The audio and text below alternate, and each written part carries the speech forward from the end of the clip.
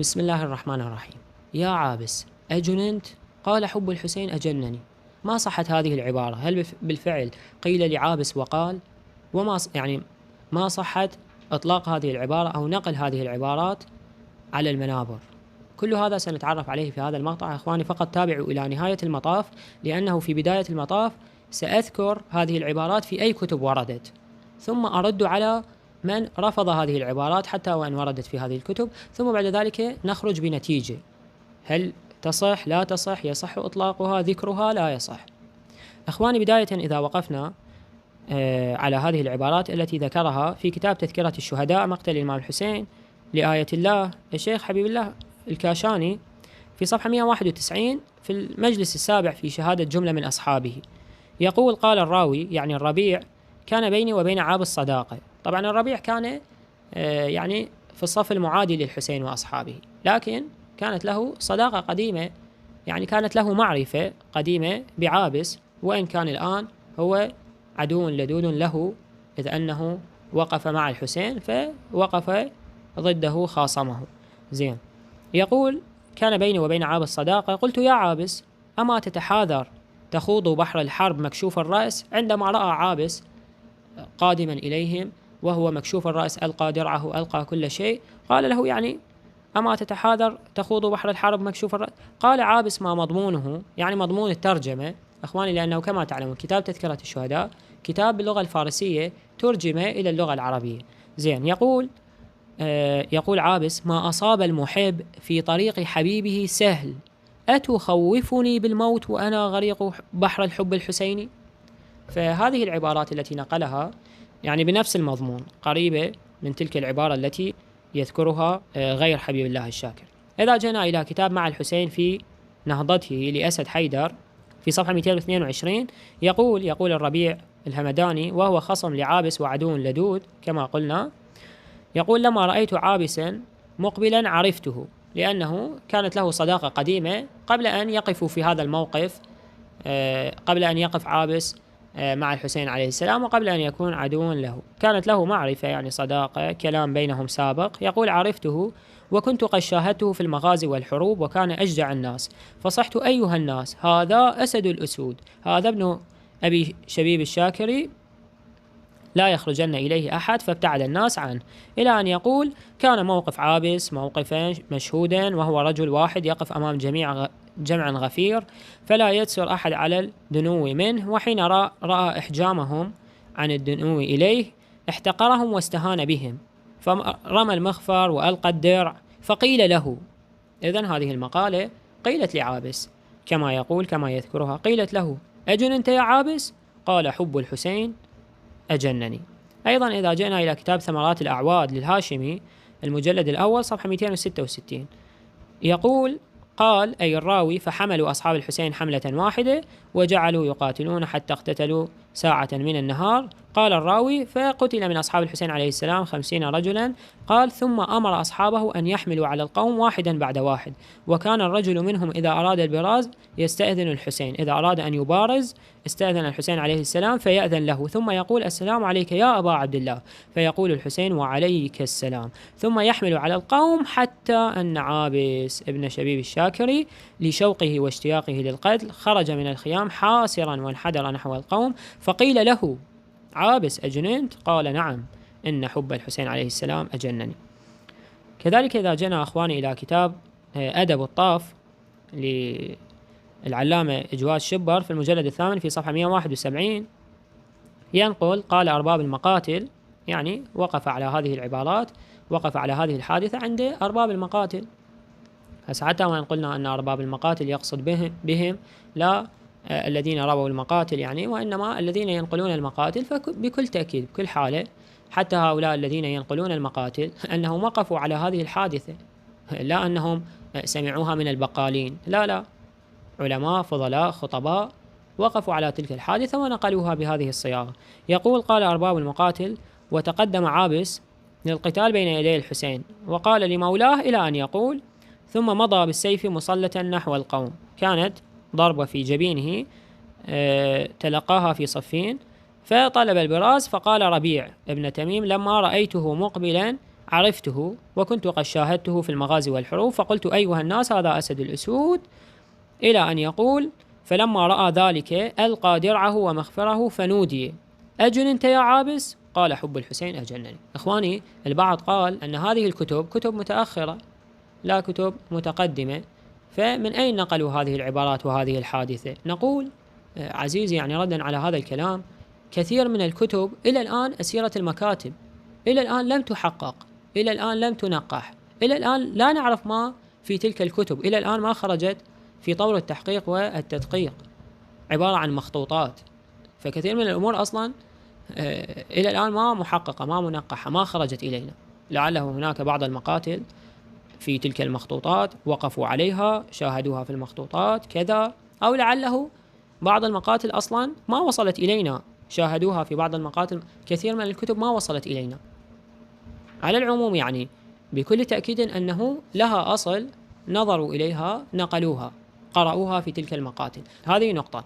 النقطة الثانية أخواني أعزائي، أحيانا بعض العلماء الفضلاء يصيغون ذلك الفعل الذي يحدث بصياغة أدبية، فإذا كانت هذه الصياغة أدبية، وإن كان أنه هذا النقل يعني لا يظهر منه أنه صاغوه بصياغة أدبية. لماذا؟ لأنهم يذكرون أنه قيل لعابس أجننت؟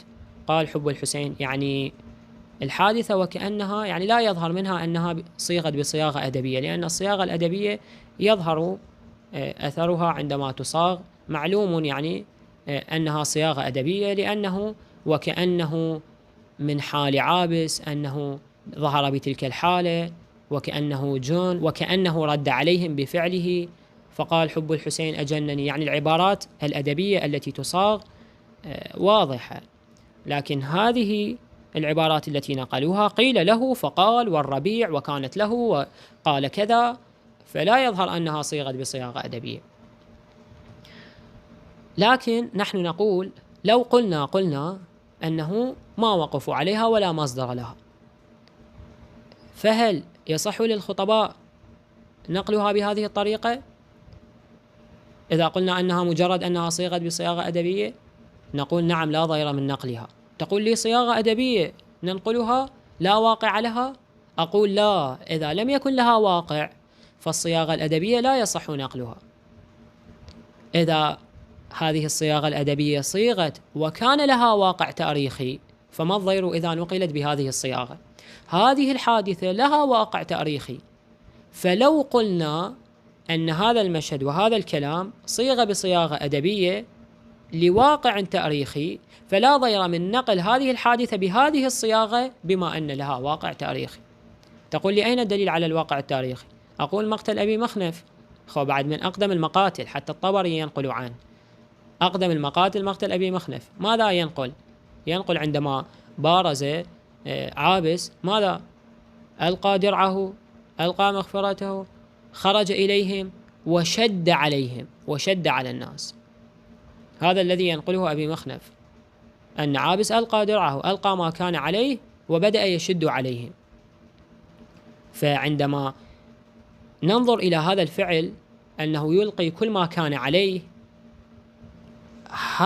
هذا الفعل يعني يقال أنه ما بال هذا الرجل، هذا الرجل جن، وكأنه فعل عابس يرد عليهم أن حب الحسين هو الذي دعاه إلى ذلك، أن حب الحسين هو الذي أجنه جعله يخرج بهذا الخروج. فصيغ هذا الفعل بصياغة أدبية، وكأنه يعني قيل لعابس أجننت فقال حب الحسين أجنني. لاحظتم؟ فإذا قلنا أنه ينقل، لو قلنا أنه هؤلاء العلماء نقلوا هذه العبارات صاغوها بصياغة أدبية لذلك الفعل الذي صدر من عابس، فلا ضير من نقل هذه العبارات بما أن لها واقع تاريخي. طبعا هذا إن قلنا أنه صيغ بصياغة أدبية وهؤلاء ما اطلعوا عليها بنص هذه العبارات أنه قيل له، لأنهم يقولون قيل له فقال، لا يظهر من النص أنه وكأنه فعل عابس يدل على كأنه يقال له أجننت، ففعله يرد عليهم أن حب الحسين هو الذي دعاه إلى ذلك وكأنه جن. يعني العلماء والفضلاء عندما نقلوها لا يظهر منها أنها صياغة أدبية، لكن لو قلنا صياغة أدبية فلا ضير من نقلها بما أن لها واقع تاريخي. هذه النقطة الثانية. النقطة الثالثة، البعض رد ورفضها، يقول كيف تقول على أحد أصحاب الحسين أنه جن؟ نقول هناك جنون مذموم، هناك جنون ممدوح. هذا جنون ممدوح. الجنون المذموم أنه أحدهم مع الحسين يخرج ليبارز الأعداء، فما إن يصل عليهم أدبر وفر من المعركة من أجل الدنيا، من أجل خوفه. هذا شنو؟ هذا مجنون، هذا جنون. كيف تكون تظهر بهذا الموقف؟ هذا مجنون، جنونه مذموم. كيف ما هذا الجنون أن تترك ريحانة النبي، سبط النبي، سيد شباب أهل الجنة، وتهرب من المعركة لاهثا وراء الدنيا من أجل الدنيا، من أجل أن لا تموت. وهذا فعل مذموم. هذا الجنون لا يفعله إلا المجنون، أن يترك الحسين سيد الشهداء ويفر من المعركة. أما الذي فعله عابس هذا جنون ممدوح. عندما برز إليهم عابس ألقى درعه، ألقى ما كان عليه، وبدأ يشد على الناس ويرتجز. هذا ماذا يظهر في يعني في نظرة العقلاء؟ ماذا يظهر لكم من هذا الموقف؟ هذا الرجل عندما يقال أنه جن، هذا الجنون ممدوح. نعم ممدوح في أعين العقلاء، ممدوح، لأنه سابقا العرب الفرسان الشجعان إذا دخلوا إلى ساحة المعركة أحدهم يلقي درعه، أحدهم يبارز، تفضلوا، يبارز من دون سيف أصلا. أحدهم مثلا يضرب جواده، يعني يترك الجواد، لا يحارب وهو من على جواده. كل هذه إشارة إلى الفروسية، إشارة إلى الشجاعة. يدب الرعب في قلوب الأعداء. أحدهم يكسر جفن سيفه ويلقى الأعداء حتى يقول لهم لا أرجع ولا أنثني ولا أفر من المعركة. فما فعله عابس عندما يلقي كل ما كان عليه، هذا لا يقال أنه، كيف يقال عن أحد أصحاب الحسين حب الحسين أجنني، كيف يقال أنه جن؟ هذا جنون ممدوح لا ضير فيه، يشير إلى الشجاعة، إلى البسالة. أن عابس خرج ملقيا كل ما كان عليه، مظهرا لتلك البسالة، ألقى الرعب في قلوب الأعداء. من هذا الشخص؟ هل يعقل أن يفعل ذلك المحارب هذا الفعل، أن يلقي الوقاية من عليه؟ هذا يدل على تفاني هذا الشخص، شجاعة هذا الشخص، حب هذا الشخص لمولاه، حب هذا الشخص لذلك الذي يقاتل من أجله. فهذا لا يقال عنه أنه جنون مذموم حتى يراد، لا، على العكس.